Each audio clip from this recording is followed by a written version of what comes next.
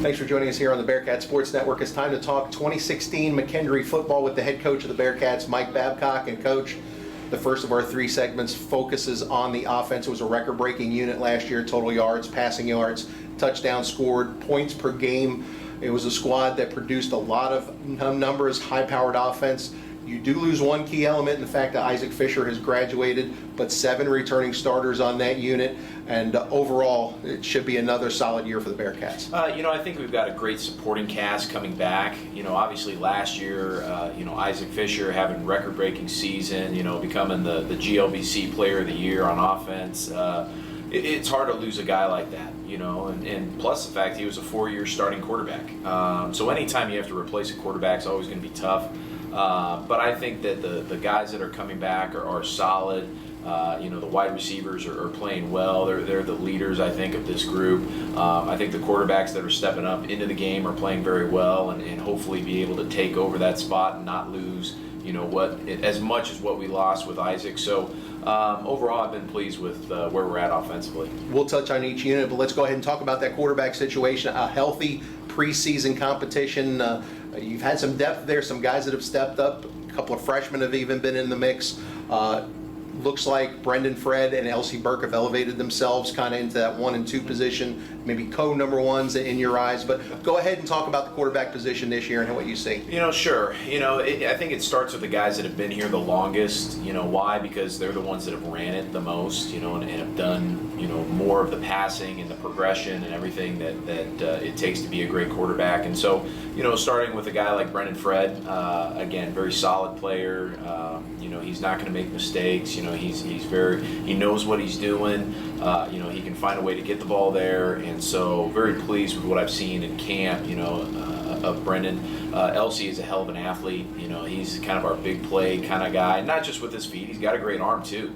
And I think that I've been very pleased, not just with his athleticism and ball, but his leadership capabilities. I mean, both of those quarterbacks' leadership skills right now are doing a great job of kind of taking over this offensive unit and having those guys believe in them, that we can really march down the field and hopefully score some points. So, behind them, I've got Reese Metcalf, who is just a year younger than those two guys, but has had a very nice camp. Again, he's understanding the offense, knows the windows, knows where to go with it. So, very pleased with him. And then a couple freshmen have stepped into the mix as well.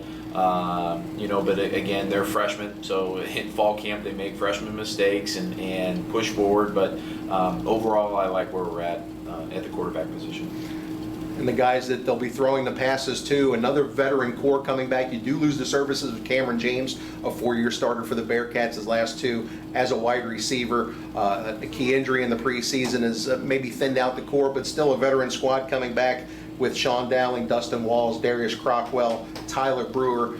Those are the 4 guys that will look to lead that group, but some young up-and-comers behind them as well. Yeah, absolutely. It starts with those seniors, guys like Sean Dowling and Tyler Brewer, who've been through the mix. They've been through the ringer. They know what it's like. They know what it's like on game day.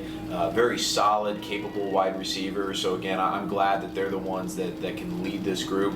And then even the juniors and the sophomores that have gotten significant playing time. Guys like Dustin Walls, Darius Cottrell. Guys that are again in the mix, day in and day out, and have done a nice job with that. I think surrounding that core, are guys to kind of keep a look at. Are Dalton Balsters had a great fall camp. Freshmen like Matt Cole and Colton Lockwood, I think, are doing a nice job as well. So even Jalen Williams on the outside receiver, he's had a nice fall camp as well. So again, I'm pleased with where we're at. Wide receiver wise, and again, if they can help our quarterback, our new quarterback, whoever it's going to be, get those extra yards, that's where I think we'll make our money. Coach, at running back, it seemed like Cheyenne Edwards had a breakout season last year, especially in the second half of the season. Got some big touches, some big scores for the Bearcats. It looks like he separated himself from the pack to that number 1 spot. Miles Hammond's behind him. A lot of depth that has built over the last couple of years at running back for the Bearcats. Absolutely. I think Cheyenne has kind of separated himself a little bit, and not just with his speed, but more importantly, his work ethic. He puts in the effort every practice. He's mentally focused, mentally tough. He does a very nice job, out there in practice, and hopefully that'll continue to translate into game mode as well. Behind him, you had mentioned Miles Hammonds, again, coming back, for his third year, playing, and again has done a nice job this camp. Other guys in the mix, we have guys like Kyle Harris, Chase Merrill, some other guys that Preston Thompson that have done a nice job. That are a little bit older. Okay, they've gotten past their redshirt year. They've gotten past some of the ins and outs of playing in a game. So it's kind of nice having a little bit of a stable in the running back core, and again can hopefully move the ball a little bit. Up front, a mix of experience and youth for the Bearcats. You've got to feel good that you've got a 4-year starting center in Clint Rotterman anchoring that line, a couple of guards who got some experience sharing starting duties last year in Justice Smith along with Jay King, and then some young guys that are anchoring the tackle positions. Go ahead and talk about your offensive line. Well, it all starts up front with Clint.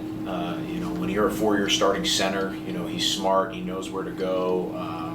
He's a workhorse in that weight room, and he really leads, the rest of that group to be kind of the big guys, to protect the quarterback, to be able to move the ball, to have a little bit of edge on them. And it really starts with Clint. He's done a fantastic job this fall leading up to this point. Great leader for us. Next to him, we have guys like Justice Smith, Jay King, you alluded to, gotten playing time, a significant amount of playing time last year. They ended up splitting time. We were fortunate last year as far as injuries were concerned when it came to, those guys, ended up just kind of splitting time for the most part. No one separated themselves, but now they end up splitting and going on each side of Clint and being able to, again, have a nice camp. And then the two young guys have got a freshman and Joel Van Allen and Cole Foster, who's played a little bit. He's played a little bit, but not to the amount that we're planning on playing him this year. So that'll obviously be a big test, and it'll be a big test in the first week against a very good opponent in Angelo State. So I hope that we're ready. I think that we're ready, and it'll all start up front.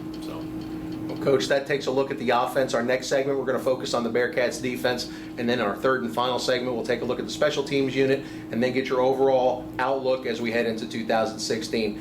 Coach, thanks for joining us. We'll catch up with you again on the defensive side of the ball here in just a little bit, and we will catch up with you soon on the Bearcat Sports Network. Thanks.